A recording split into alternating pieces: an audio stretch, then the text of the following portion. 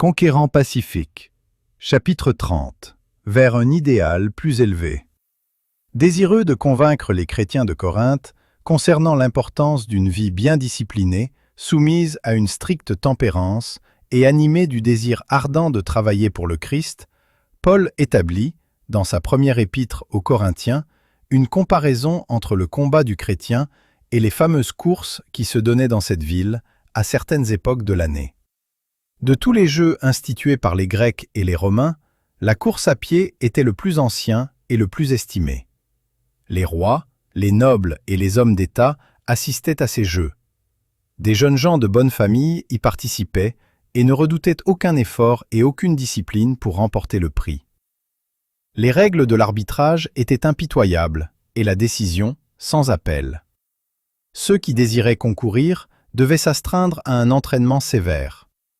La satisfaction de l'appétit et d'autres licences capables d'affaiblir la résistance physique ou mentale étaient strictement prohibées. Celui qui espérait remporter le prix dans ces épreuves de force et de vitesse devait avoir des muscles solides et souples, des nerfs bien disciplinés. Il fallait que chaque mouvement soit précis, chaque pas rapide et sûr, et les facultés physiques devaient être poussées à leur maximum.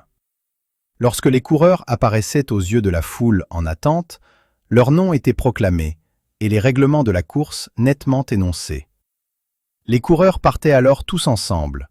L'attention concentrée des spectateurs les stimulait pour remporter la victoire. Les arbitres étaient assis près du but pour suivre la course du commencement à la fin et donner le prix au véritable vainqueur. S'il arrivait à un coureur d'atteindre le but le premier à la suite d'une irrégularité, il ne recevait pas de récompense. Ces jeux impliquaient de gros risques, à tel point que certains concurrents ne se remettaient jamais de l'effort physique intense qu'ils avaient fourni, et il n'était pas rare de voir parfois un coureur s'abattre sur la piste, perdant son sang par la bouche et par le nez. Quelquefois, l'un de ces athlètes était frappé de mort au moment où il allait remporter le prix. Mais pour ces hommes, l'éventualité de rester marqué pour la vie, et même de mourir, était considéré comme un risque qu'il valait la peine de courir, au regard de la gloire réservée aux vainqueurs. Quand le coureur atteignait le but, les applaudissements de la foule éclataient de toutes parts et se répercutaient d'écho en écho dans les collines et les montagnes environnantes. L'arbitre présentait alors aux vainqueurs, devant tous les spectateurs, les trophées de la victoire, une couronne de laurier et une palme qu'il portait à la main droite. On célébrait ses louanges dans tout le pays. Ses parents participaient à sa gloire, et la ville même où il habitait devenait célèbre pour avoir donné naissance à un tel champion. Prenant ces jeux comme figure de la vie chrétienne, Paul insiste sur la nécessité d'une préparation, discipline, régime, tempérance, en vue de remporter le prix. Tous ceux qui combattent s'imposent toute espèce d'abstinence, dit-il. Les coureurs doivent s'abstenir de tout ce qui peut affaiblir leurs facultés physiques et, grâce à une discipline sévère et constante, exercer leurs muscles de façon à les fortifier. Le jour de la course, ils donneront alors le maximum de leur énergie. Combien n'est-il pas plus important pour le chrétien, dont les intérêts éternels sont en jeu, d'assujettir ses passions et ses appétits en vue de faire la volonté de Dieu.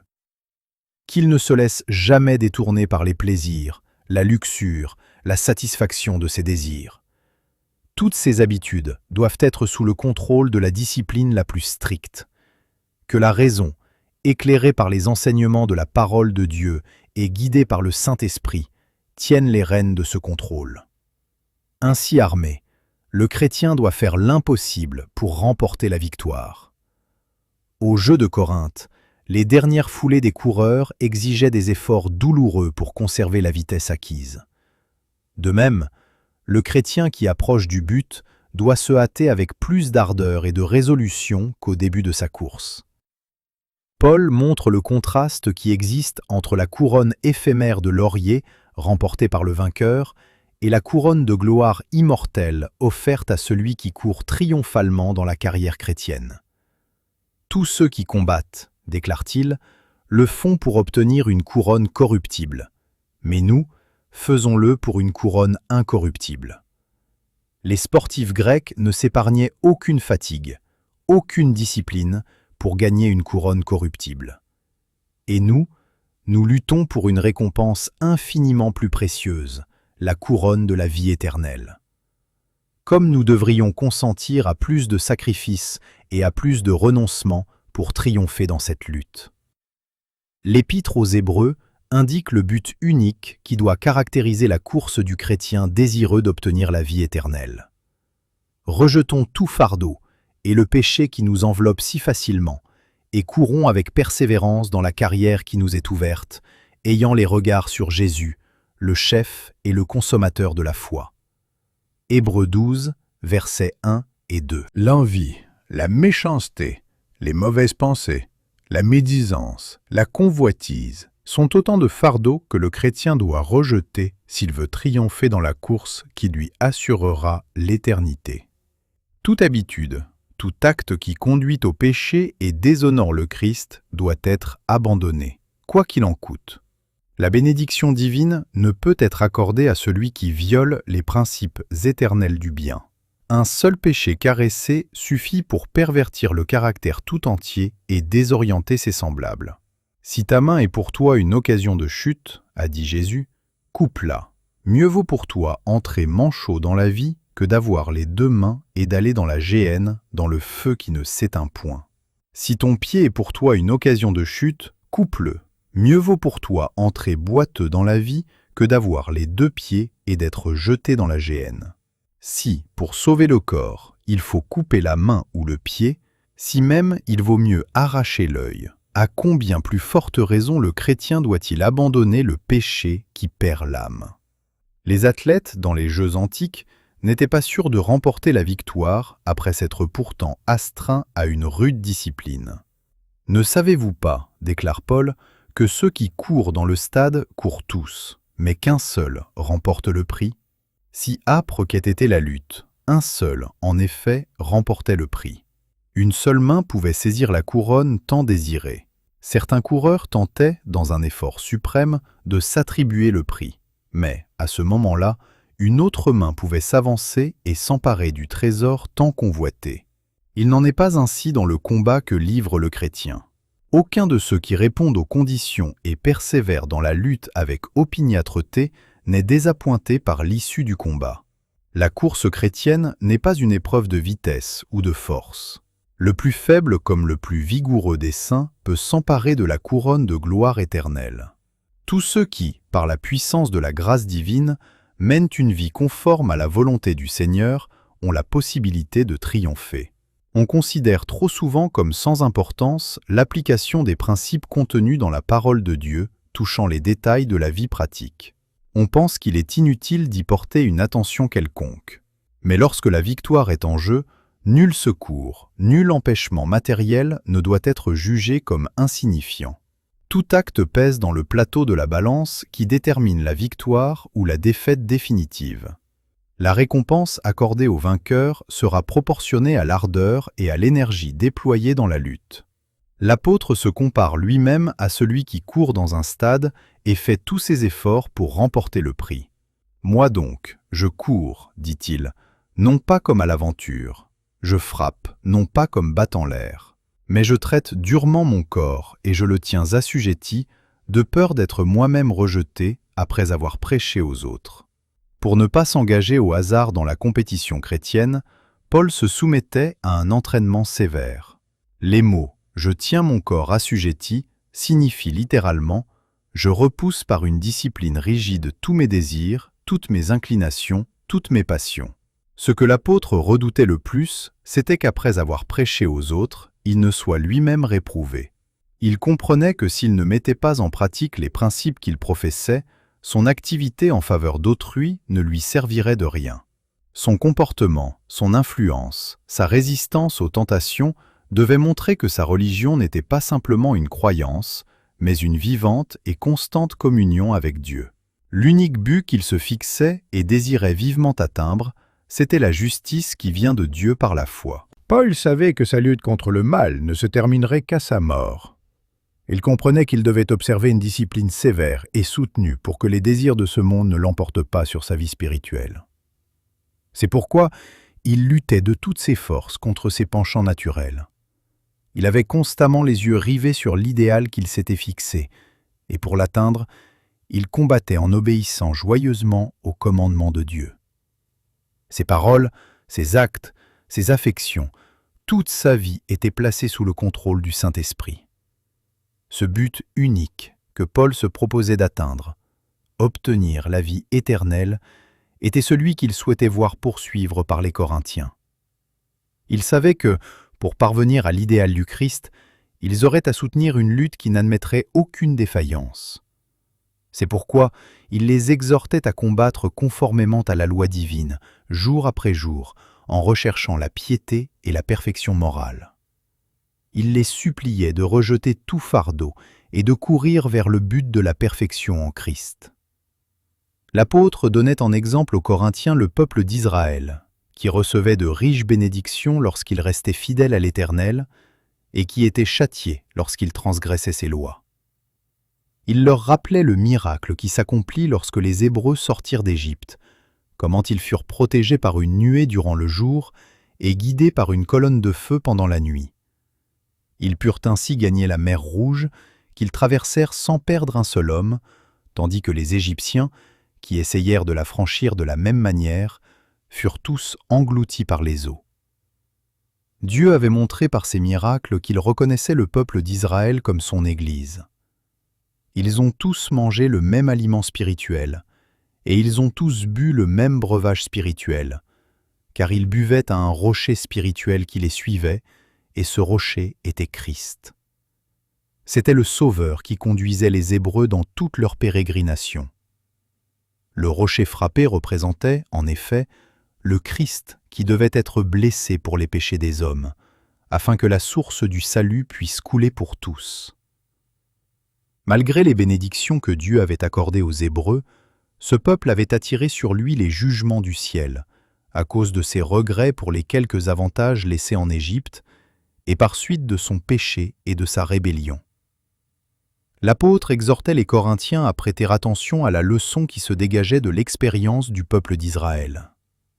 Or, ces choses sont arrivées, disait-il, pour nous servir d'exemple, afin que nous n'ayons pas de mauvais désirs, comme ils en ont eu. Il leur expliquait que l'amour des plaisirs et de la vie facile avait préparé la voie aux péchés qui provoquèrent la vengeance divine.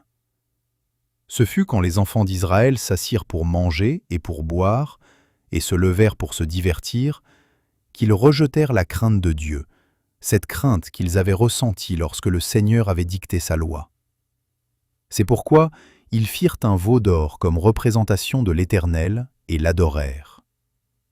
Ce fut après s'être réjouis, au cours d'une brillante fête donnée en l'honneur de Baal-Péor, qu'un bon nombre d'entre eux se livrèrent à l'impudicité. Alors, la colère de Dieu s'embrasa, et il en fit périr 23 000 en un seul jour. L'apôtre implorait les Corinthiens en ces termes. « Ainsi donc, que celui qui croit être debout prenne garde de tomber. S'ils devenaient orgueilleux, sûrs d'eux-mêmes, s'ils négligeaient de veiller et de prier, alors ils tomberaient dans un grave péché, qui attirerait sur eux la colère divine. » Malgré ces paroles sévères, Paul ne voulait pas décourager les Corinthiens ni les jeter dans le désespoir. C'est pourquoi il leur donnait cette assurance.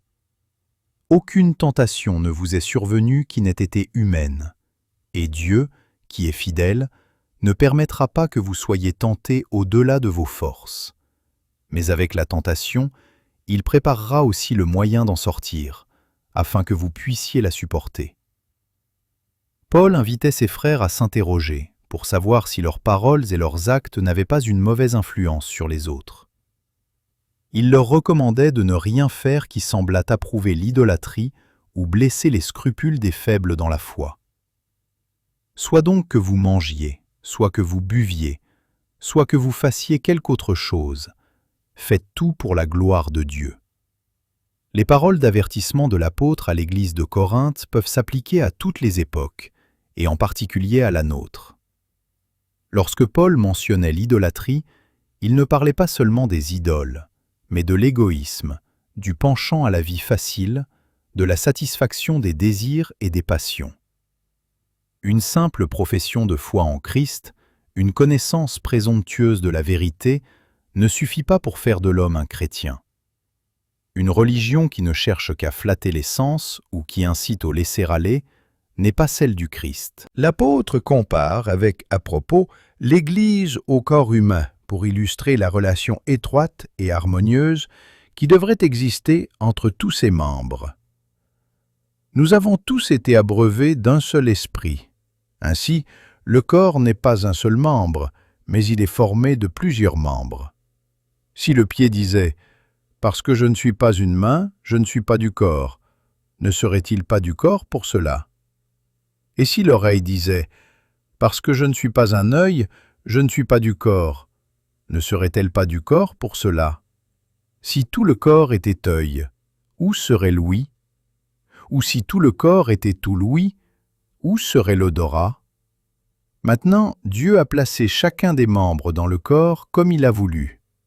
Si tous étaient un seul membre, où serait le corps? Maintenant donc, il y a plusieurs membres et un seul corps. L'œil ne peut pas dire à la main « Je n'ai pas besoin de toi », ni la tête dire aux pieds « Je n'ai pas besoin de vous ». Mais bien plutôt, les membres du corps qui paraissent être les plus faibles sont nécessaires, et ceux que nous estimons être les moins honorables du corps, nous les entourons d'un plus grand honneur. Ainsi, nos membres les moins honnêtes reçoivent le plus d'honneur, tandis que ceux qui sont honnêtes n'en ont pas besoin. Dieu a disposé le corps de manière à donner plus d'honneur à ceux qui en manquaient, afin qu'il n'y ait pas de division dans le corps, mais que les membres aient également soin les uns des autres. Et si un membre souffre, tous les membres souffrent avec lui. Si un membre est honoré, tous les membres se réjouissent avec lui. Puis, en des termes qui, depuis l'époque de l'apôtre jusqu'à nos jours, ont été une source d'inspiration et d'encouragement pour le croyant, Paul montre l'importance de l'amour qui devrait être recherché par les disciples du Christ. « Quand je parlerai les langues des hommes et des anges, dit-il, si je n'ai pas la charité, je suis un airain qui résonne ou une cymbale qui retentit. Et quand j'aurai le don de prophétie, la science de tous les mystères et toute la connaissance, quand j'aurai même toute la foi jusqu'à transporter des montagnes, si je n'ai pas la charité, je ne suis rien. Et quand je distribuerai tous mes biens pour la nourriture des pauvres, quand je livrerai même mon corps pour être brûlé, si je n'ai pas la charité, cela ne me sert de rien. Si noble que soit sa profession de foi, un chrétien dont le cœur ne déborde pas d'amour pour Dieu et ses semblables n'est pas un vrai disciple du Christ. Il peut posséder une grande foi, même opérer des miracles, s'il n'a pas la charité, sa foi demeure vaine. S'il pratique des largesses, mais n'est pas animé du véritable amour en distribuant ses biens aux pauvres, son acte de générosité ne sera pas agréé de Dieu. Dans son enthousiasme pour la cause du Christ, il pourrait même subir le martyre. S'il n'était pas poussé par l'amour, Dieu le regarderait comme un fanatique ou un hypocrite ambitieux. La charité est patiente, elle est pleine de bonté. La charité n'est point envieuse. La charité ne se vante point, elle ne s'enfle point d'orgueil. La joie la plus parfaite a son origine dans l'humilité la plus profonde. Les caractères les plus forts et les plus nobles ont pour base la patience, l'amour et la soumission à la volonté divine. La charité ne fait rien de malhonnête, elle ne cherche point son intérêt, elle ne s'irrite point, elle ne soupçonne point le mal. L'amour semblable à celui du Christ interprète, dans leur meilleur sens, les actes et les intentions du prochain. Il ne fait pas connaître inutilement les défauts des hommes, il ne prête pas l'oreille aux propos malveillants, mais il s'efforce au contraire d'attirer l'attention sur les qualités des autres. La charité ne se réjouit point de l'injustice, mais elle se réjouit de la vérité. Elle excuse tout, elle croit tout, elle espère tout, elle supporte tout. Cette charité ne périt jamais. Elle ne peut perdre sa valeur, car elle est un attribut divin. Celui qui la possède pénétrera dans les parvis célestes, chargé de ce trésor précieux. Maintenant donc, ces trois choses demeurent, la foi, l'espérance et la charité. Mais la plus grande de ces choses, c'est la charité. Parmi les Corinthiens dont le niveau moral avait baissé, quelques-uns avaient abandonné certains principes fondamentaux de la foi. Plusieurs d'entre eux niaient même la doctrine de la résurrection. Paul combattit cette hérésie en apportant le témoignage irréfutable de la résurrection du Christ. Il déclara que Jésus, après sa mort, est ressuscité le troisième jour selon les Écritures, qu'il est apparu à Céphas, puis aux 12. Ensuite, il est apparu à plus de 500 frères à la fois, dont la plupart sont encore vivants et dont quelques-uns sont morts. Ensuite, il est apparu à Jacques, puis à tous les apôtres. Après eux tous, il m'est aussi apparu à moi, comme à l'avorton, car je suis le moindre des apôtres. Avec une force convaincante, l'apôtre énonçait la grande vérité de la résurrection. « S'il n'y a point de résurrection des morts, disait-il, Christ non plus n'est pas ressuscité. Et si Christ n'est pas ressuscité, notre prédication est donc vaine, et votre foi aussi est vaine. Il se trouve même que nous sommes de faux témoins à l'égard de Dieu, puisque nous avons témoigné contre Dieu qu'il a ressuscité Christ, tandis qu'il ne l'aurait pas ressuscité si les morts ne ressuscitent point. Car si les morts ne ressuscitent point, Christ non plus n'est pas ressuscité. Et si Christ n'est pas ressuscité, votre foi est vaine. Vous êtes encore dans vos péchés, et par conséquent, aussi ceux qui sont morts en Christ sont perdus. Si c'est dans cette vie seulement que nous espérons en Christ, nous sommes les plus malheureux de tous les hommes. Mais maintenant, Christ est ressuscité des morts, il est les prémices de ceux qui sont morts.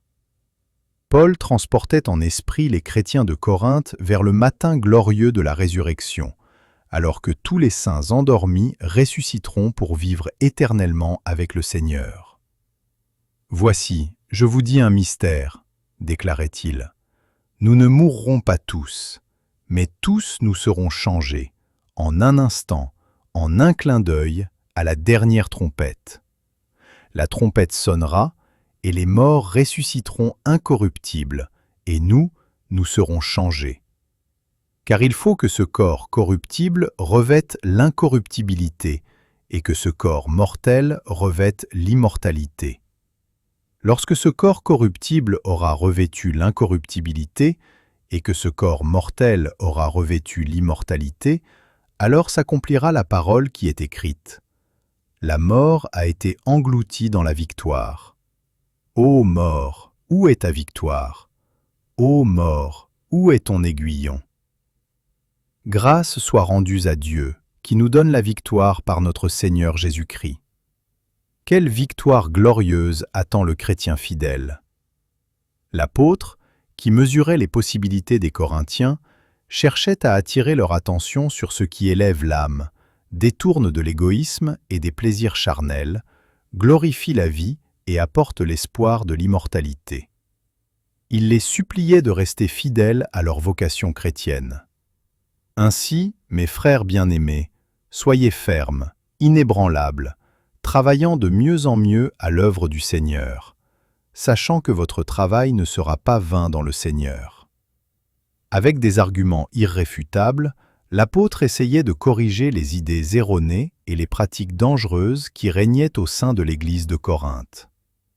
Il parlait sans détour, le cœur rempli d'amour pour ses frères. Les reproches et les avertissements qu'il leur adressait étaient éclairés par la lumière de Dieu qui se déversait de son trône de gloire. C'est ainsi que les péchés secrets qui les déshonoraient étaient démasqués. Mais comment l'épître serait-elle reçue par les Corinthiens? Après l'avoir envoyée, Paul redoutait, en effet, qu'elle ne blessât trop profondément ceux qui devaient bénéficier de ses enseignements. Il redoutait de perdre la confiance de ses lecteurs au point de souhaiter parfois ne l'avoir jamais écrite. Ceux qui, comme l'apôtre, se sont sentis responsables de certaines églises ou de certaines institutions auxquelles ils étaient particulièrement attachés, peuvent se faire une idée de son accablement et de ses regrets. De nos jours, les serviteurs de Dieu qui ont la charge de son œuvre font la même expérience. Eux aussi travaillent, luttent et souffrent comme le grand apôtre. En but aux divisions de l'Église, à l'ingratitude et aux trahisons de ceux en qui il recherchait de la sympathie et du secours, Paul voyait le danger que couraient les communautés adonnées à l'iniquité. Contraint de censurer impitoyablement le péché, il redoutait cependant d'agir avec trop de sévérité. Aussi attendait-il avec anxiété des détails sur la manière dont son message avait été accueilli.